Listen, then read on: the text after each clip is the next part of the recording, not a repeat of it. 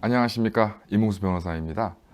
이번 시간에는 하도급 거래 프로세스상 지켜야 될 사항에 대해서 말씀드리겠습니다. 하도급법의 사실상 개관이라고 할 수 있는 내용이 되겠습니다. 원사업자의 의무사항이 하도급법에 쭉 규정되어 있습니다. 서면의 발급 및 서류의 보존 의무가 제3조, 선급급의 지급 의무가 제6조, 내국 신용장 개설 의무가 제7조, 검사 및 검사 결과 통지 의무가 제9조, 하도급 대금 지급 의무가 제13조, 하도급 대금 지급 보증 의무가 제13조의 2, 관세 등 환급액의 지급 의무가 제15조, 설계 변경 등에 따른 하도급 대금 조정 의무가 제16조, 원재료 변동에 따른 하도급 대금 조정 협의 의무가 제16조의 2에 규정되어 있습니다. 원사업자에게 금지사항도 규정되어 있는데요.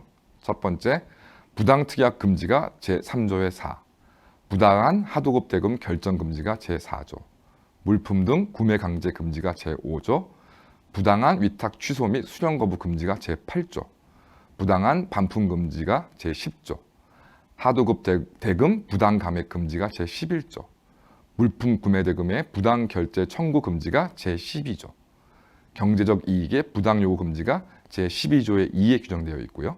또 기술자료 제공 요구 금지 등이 제12조의 3, 부당한 대물 변제 금지가 제17조, 부당한 경영 간섭 금지가 제18조, 법 위반 행위 신고에 대한 보복 조치가 금지되는 것이 제19조에 규정되어 있고, 탈법 행위 금지가 제20조에 규정되어 있습니다. 이것이 원사업자에 대한 의무 및 금지 사항입니다. 두 번째, 발주자의 의무사항도 규정되어 있는데 하도급 대금의 직접 지급 의무 제14조에 규정되어 있습니다. 이 부분이 사실 하도급 업체에 있어 가장 중요한 부분이라 할 수 있는데요. 아마 이후 강의에서 자세하게 설명이 되어 있을 겁니다.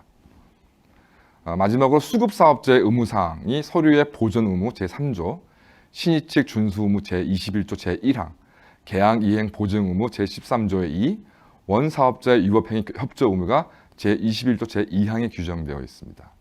그러니까 이런 다양한 의무와 금지 사항들이 규정되어 있는데 저 개인적으로는 실무를 수행하면서 가장 중요하게 생각하는 부분이 사실은 서류의 보존 의무, 즉 서류의 작성과 보존 의무에 관한 부분입니다. 즉 계약서를 써야 된다는 의무인데요. 사실상 제가 하도급 관계 소송 등을 진행하면서 가장 현실적으로 답답하게 생각했던 부분이 계약서의 내용이 없거나 계약서의 내용이 있다 하더라도 굉장히 불분명하고 불완전하게 기재되어 있어서 무엇이 서로의 계약 내용이신지 알 수 없는 경우가 대부분입니다. 이 경우 이제 구두 계약도 계약이 아니냐고 말씀하신 경우가 많지만 구두 계약의 경우 계약의 성립 여부에 대해서 다툼이 있을 경우에 이를 입증할 수가 없습니다. 왜냐하면 분쟁이 생겼을 경우에 당연히 어느 한 당사자는 그 계약 성립을 부인하기 때문이죠. 그렇기 때문에 계약서가 작성되어야 하고 저희 같은 변호사들이 작성된 계약서의 내용을 두고 실제 양 당사자의 계약 내용이 어떠한 것이고 무엇이 이행되지 않았고 무엇이 문제인지를 저희가 파악하고 주장할 수가 있습니다. 하지만 현실적으로 계약서를 작성하거나 계약의 내용을 꼼꼼히 다 기재하는 것이 현실적으로 쉽지 않은 것을 저희도 잘 알고 있습니다. 그래서 많은 부분 녹취라던가 문자라던가 이런 것들을 많이 말씀하시는 것인데요. 물론 문제가 발생했을 경우에 녹취라던가 문자 내용이라던가 이런 것들이 중요한 증거로 사용되는 것은 사실입니다. 그러나 명확하게 그 내용이 기재된 계약서보다는 그 입증이라던가 그 설명에 있어서 굉장히 복잡한 과정을 거쳐야 되고 이는 소송의 장기화라던가 비용의 증대로 이어집니다. 현실적으로 어려운 여건이 있으시겠지만 반드시 계약서를 작성하고 서로 교부한 다음 이를 근거로 해서 공사를 진행하시거나 계약 내용을 이행하시는 것이 가장 합당합니다. 이 부분이 제가 볼 때 하도급법에서 규정하고 있는 가장 중요한 부분이라고 생각합니다. 현실적으로 어려움이 있으시겠지만 계약 내용을 준비하는 데서 어려움이 있으실 경우에 법을 아시는 분이라던가 변호사 등에게 도움을 요청하시는 것이 가장 좋습니다. 그러한 경우에 계약 이행 자체를 보장하는 조항도 되고 또한 두 번째 분쟁이 발생했을 경우에 좀 더 신속하고 간이하게 법률적인 도움을 받으실 수가 있습니다. 두 번째로는 계약의 내용이 바로 법입니다.